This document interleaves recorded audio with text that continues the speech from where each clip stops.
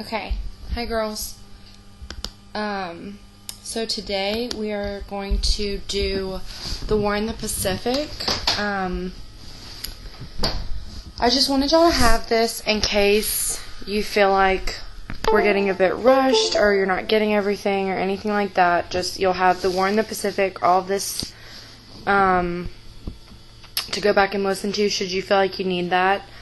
And then we talked about the war in Europe, and then next week we're going to talk about plans for peace and rebuilding. So I'm happy to do screencasts for y'all if y'all feel like those are beneficial. It takes like 15 minutes. It's really not that big of a deal. So I can do these for y'all. Funny story, this is actually round 2 of me talking about the war in the Pacific because I'm stupid and I saved it wrong, I guess. So it, like, the first time I did this, it didn't save. So this is round 2, but that's totally fine because I know it better now, so that's good. Okay, so we're doing the war in the Pacific. I mentioned this in Friday's lecture that World War II was fought in 2, they call them theaters. So 2 areas of the world. So we have Europe, and we had victory in Europe on May 8th, 1945, and then we have the war in the Pacific. So those are kind of like running concurrently. It's not like they're finishing things in Germany and then they're going to Japan to finish them as well. So now we're in Japan. We got Germany, May 8th, 1945. Now we're going to get Japan. So this is an outline of what we're going to talk about today. And some of this might be repeat, so if you want to just listen to study, that's awesome. So this guy's Douglas MacArthur. You've probably heard of him before. He's kind of a big deal in American history, especially when we talk about World War II. He was the commander of the American forces in the Philippines. You might remember him from the Bataan Death March. He was the guy that did not want to leave. He said, "I shall return." He's quite famous for that quote. I had a teacher that would always say that before he left class. He would say, "I shall return." And I'll always remember that quote because it's Douglas MacArthur. He would later go on to earn the praise and the Congressional Medal of Honor for his work in the Pacific, and we'll see him later when we talk about victory in Japan a little bit later in the lecture. Next, we're going to talk about Doolittle's raid. This is Lieutenant Colonel James Jimmy Doolittle, and he led a raid on Tokyo and other Japanese cities with 16 bombers. This raid was extremely successful, and it was able to lift the spirits of Americans. Newspaper headlines in America read, "Tokyo bombed, Doolittle doed it." So this guy and this raid was huge in boosting American morale and kind of the spur that would get this war in the Pacific theater going. To ultimately have the same outcome as we did in Europe, a victory for the Allies. Next, we're going to talk about the Battle of Coral Sea. This is a big tanker. So you can see this big boat with a bunch of ships on it. We're going to get a little more into detail about that. So the main Allied forces in the Pacific were the Americans and the Australians. So at this point, Australia kind of becomes involved in the mix because the Japanese had been trying to invade Australia, but at the Battle of Coral Sea, the Allies stopped them. So this is the first time that the Japanese had been stopped since Pearl Harbor. So that's huge. That's really important for the Allied powers. Interesting fact, the Battle of the Coral Sea took place at sea, obviously, but there was actually no shots fired from the boats. They were all from these little tiny planes that took off from the runways on the boat. So not a single shot was fired by a surface ship. So that's something interesting about the battle at Coral Sea. So next up we come to the Battle of Midway, which is a turning point in the war. A crucial point where things take a turn from the Japanese. It started with the battle at Coral Sea, but now we have a real turning point in the war where the Allies are starting to gain a lot of ground, and that's the Battle of Midway. Midway is an island located northwest of Hawaii. So you see it, if I can get my mouse. Where is it? Sorry, y'all.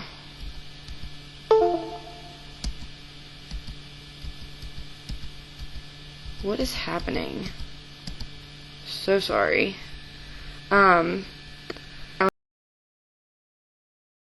Northwest of Hawaii, and the Americans were able to break a Japanese code and know that the Japanese were headed to Midway. So it's very near Hawaii, which obviously is an American territory, so it was essential that the Americans intercepted this code. Admiral Chester Nimitz, we need to talk about him. He's the commander of the American naval forces in the Pacific, and he sent scout planes to find this Japanese fleet that they knew were coming, and then torpedo the planes and dive bombers to completely wipe it out. This was also very successful and caught the Japanese completely off guard. They had no idea the Americans knew about their plan, and the Americans were able to sink or damage much of their ships with the planes still docked on them. And many Americans considered the victory at Midway their revenge for Pearl Harbor. So it's very much a turning point in the war in the Pacific. Now we turn to island hopping. So that's what this slide is about. Island hopping is the idea that slowly but surely the Allies are winning back territory from the Japanese. So with each island they're gaining, they're hopping, they're getting closer and closer to the island of Japan. So like on this slide, you can see the blue lines are indicating the path of the Allied forces as they get closer and closer to Japan, which is up here. Like freaking out. The mouse is freaking out. But Japan is up there closer to like the main. I'm trying to point it out for y'all. Here's Japan. So these islands over here, Okinawa and Iwo Jima, are going to be extremely important. In just a little while I'm going to talk to y'all about those two islands that were absolutely essential in order to win the war. So it was really important to secure these islands on the path to Japan if we hoped to launch an invasion or massive air raids. And it even came in handy when we decided to drop the atomic bomb. The reason we need these islands is that a lot of these bombers that they're using are very, very heavy. So they're being transported via these tankers, and then they're being like launched from the land. So the planes can't carry some of these like really, really large things all at once. So it's kind of like they're picking up. They can't carry them all at once, so they're doing kind of a few at a time. The boats can, just not the planes. Okay, and they need places to refuel and things of that nature. So these islands are very important.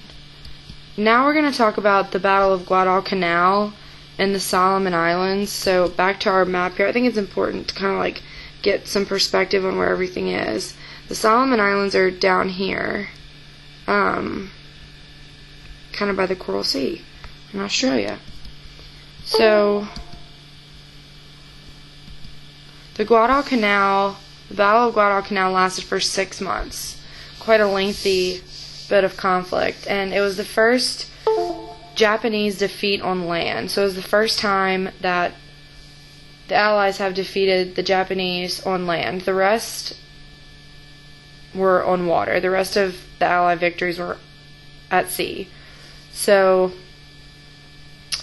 the Guadalcanal has been known as the Island of Death. And there's this kind of drastic quote from a war correspondent by the name of Ralph G. Martin.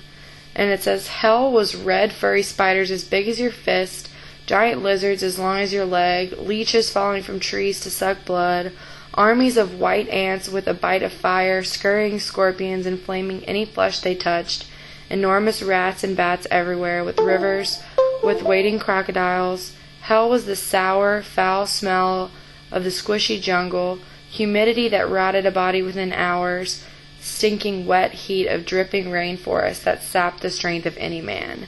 So Guadalcanal is not any kind of place that you want to be. So that's that. Next up we have the Battle of Leyte Gulf and the kamikaze pilots. That's what we're going to talk about now. So in October of 1944, 178,000 Allied troops and 738 ships are going to make their way to Leyte Island and the Philippines. So this is that General MacArthur that we talked about earlier. He's back, and he says, "People of the Philippines, I have returned." So 2 years ago, he said, "I shall return." Now he's back. So these guys here, these are the kamikaze. These are obviously not the kamikaze pilots, because kamikaze pilots are suicide bombers. So there aren't any pictures of them. Like, this might have been before they were in the bombers. I'm not really sure. That's there won't be any. That's not funny, but whatever. Okay, so back to the kamikaze pilots. A kamikaze is a suicide plane or pilot. So the kamikazes would crash their planes with bombs strapped to them into Allied ships, presumably exploding with them inside of them. So they're sacrificing themselves for the cause. This is very, we see this a lot in Japanese culture. Shame. The shame of not fighting for your country was worse than death. We'll talk about that in a little bit with two Japanese generals that would rather kill themselves than surrender. So that's a very common theme in Japanese culture, the shame of not serving your country. But these kamikaze pilots were successful in sinking 16 Allied ships and damaging 80 others, but ultimately the Battle of Leyte Gulf resulted in an Allied victory. So another one in the books for the Allies. Next up, we have Iwo Jima. So Iwo Jima is one of the fiercest battles during this series of island hopping. It was very strategic in its importance to the Allies. If they could secure this island, then they could have a base for their heavily loaded bombers that would try to reach Japan. So remember, these missiles, we don't necessarily think of them as being very long range. They need to be close to their target in order to succeed. The problem with this for the Allies is that Iwo Jima was probably the most heavily defended spot on Earth. The Japanese were deeply entrenched in a system of tunnels and caves, and they defended this island brutally and to the death. 70,000 Marines stormed the island, and they were able to capture Mount Suribachi, which is the island's highest point. In about 4 days, the Allies got to the top of the mountain. That's Mount Suribachi, Suribachi. And this is advantageous to the Allies because it's the best vantage point. When you're at the highest point, you can see very, very well. 6,000 Allies died trying to take the island of Iwo Jima. That's more than any other battle in the Pacific up to this point. And approximately 20,000 Japanese troops died. Only 200 Japanese survived in the Battle of Iwo Jima. This picture right here is the men of the Easy Company, and they hoisted up an American flag on a makeshift pole at the top of Mount Suribachi. It was later taken down and kept as a souvenir by the commanding officer, so that was cool of him. So this is actually what this is commemorating. 6 other Marines were sent to replace the flag, and photographer, his name was Joe Rosenthal, he saw this going on and just happened to lift up his camera and take a photo. He wasn't even looking through the viewfinder. He just quickly snapped this photo, and it's become a symbol of pride for the United States, appearing in the newspapers as soon as the next morning. It's in the New York Times. So, like I said, this has become a symbol of pride for the USA, and it's especially a symbol of pride for the Marine Corps. There's a memorial in D.C. If you went to D.C., you might have seen it. It's the Allies raising the American flag at Iwo Jima, and most Marine bases also have a replica memorial. There's only one island now. So now that we have Iwo Jima, that's geographically quite important to our cause.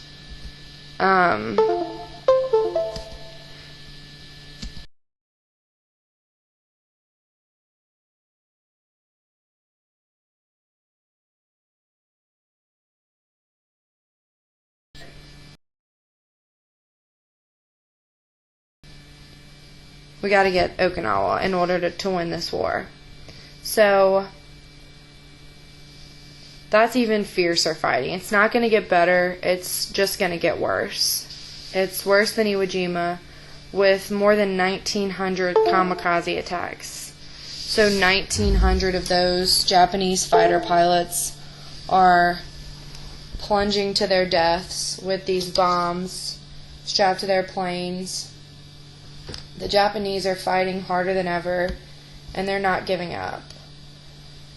We're going to see upwards of 7,000 Americans losing their lives, and 110,000 Japanese lost their lives, including 2 generals who chose ritual suicide over the shame of surrender. So, Japanese culture, I'm not sure what Japanese culture is like now, but during World War II, it was extremely shameful to surrender in battle. And oftentimes, men that fought in battle would rather commit suicide than surrender. So we see 2 of these Japanese generals committing suicide, ritual suicide, and what they would do is, it's terrible, but they kneel down and then it's like a very ceremonial, it's like a very ceremonial death. They are dressed in their uniforms, their dress blues, the equivalent of the Japanese version of the military uniform, and they stab themselves in the abdomen, and then another person decapitates them. That's the typical ritualistic suicide for Japanese soldiers. So, not a good way to go. So we have a lot of casualties, a lot of deaths, and Okinawa was a pretty good prediction of what a land invasion of Japan would look like. So if we invade via land, like we have in Iwo Jima and Okinawa, we're going to lose a lot of people. Winston Churchill predicted that over 1 million Americans would die, and that 500,000 British would die. So that's a lot of death. And this is something that President Truman would unfortunately be thinking about when he makes the decision to drop the atomic bomb instead of opting for a land invasion. So that plays a part in his decision for dropping the atomic bombs.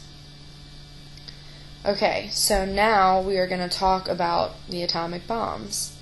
The Manhattan Project is about the development of the atomic bomb.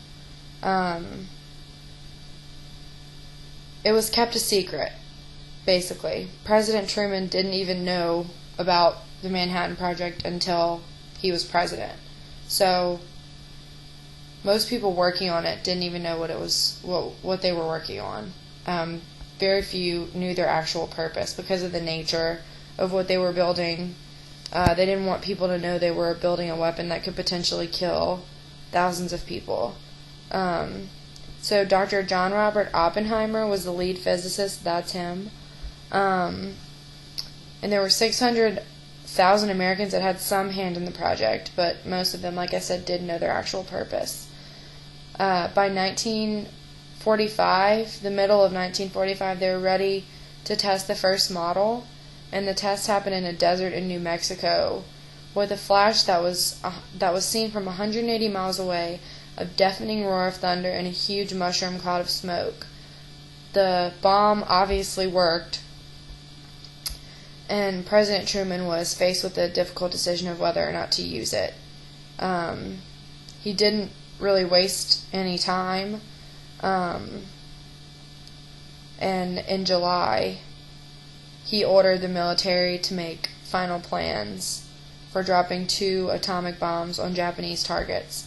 So this is July 25th, 1945. He officially orders the military to make final plans for dropping those 2 atomic bombs. I think it should be noted that the United States did send a warning to Japan about utter destruction if they did not surrender, but we know the way the Japanese feel about surrendering. They'd rather stab themselves in the stomach and have their heads cut off than surrender and potentially save the lives of thousands and thousands and thousands of people. So this is the atomic bomb. So we have Hiroshima, and then we're going to talk about Nagasaki. So on August 6, 1945, a B-52 bomber named Enola Gay released an atomic bomb codenamed Little Boy over Hiroshima, an important Japanese military center. About 43 seconds later, almost every building in the city collapsed into dust. So these are atom bombs, meaning like nothing's left. Everything just disintegrates. And Japan's leaders still didn't surrender. So 3 days later, on August 9th, a second bomb, codenamed Fat Man, was dropped on Nagasaki. So August 6th, 1945, Little Boy over Hiroshima. And then August 9th, 1945, Fat Man over Nagasaki. By the end of the year, about 200,000 people died as a result of injuries and radiation poisoning caused by the blast. So even if the initial blast didn't kill you, the radiation would kill you eventually.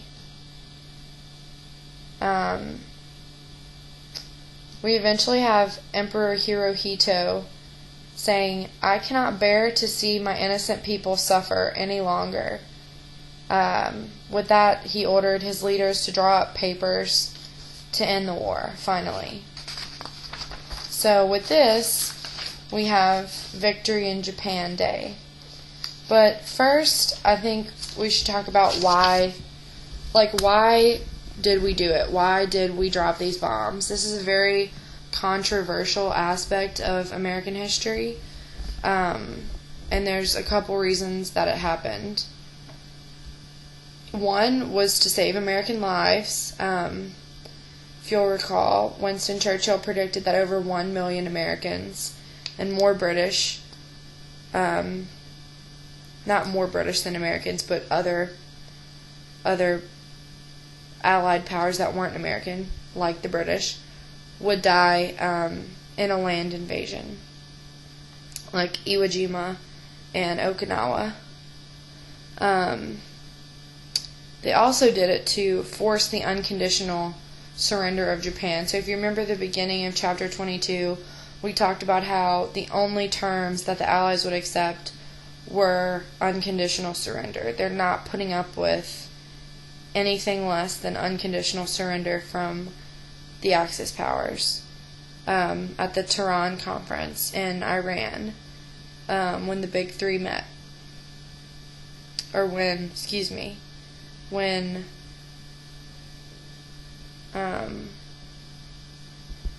FDR and Winston Churchill met.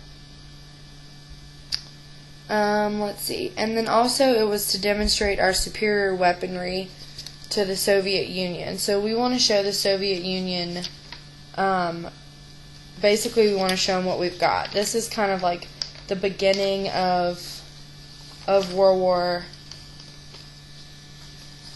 Cold War, sorry. This is the beginning of the Cold War with Russia, which is happening after World War II, but it's the beginning of that time.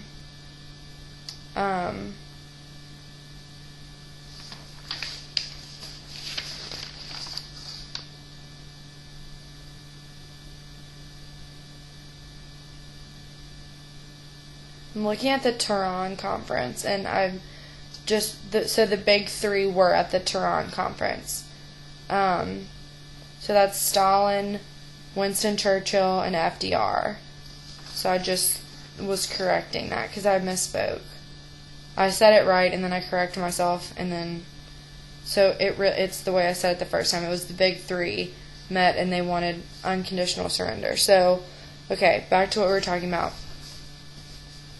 So they wanted to show off their power in the weapons industry with the beginning stages of the Cold War, which we will get to next in the next unit after y'all's test. Okay, so VJ Day. We remember VE Day, Victory in Europe. Now we have VJ Day. So May 8th, 1945 is VE Day, Victory in Europe Day. When the war in Europe was over, now the war in Japan is over. So this is August 15th, 1945. The Japanese announced their surrender on VJ Day. On September 2nd, 1945, the formal surrender ceremonies took place aboard the USS Missouri in Tokyo Bay. And now the entire war is over. The war in Europe and now the war in Japan, making up World War II. And in the next section, we will take a step back and look at some of the plans for peace and the plans to rebuild Europe after the destruction that occurred during the war. And fun fact about this photo up here on the left, those two did not know each other.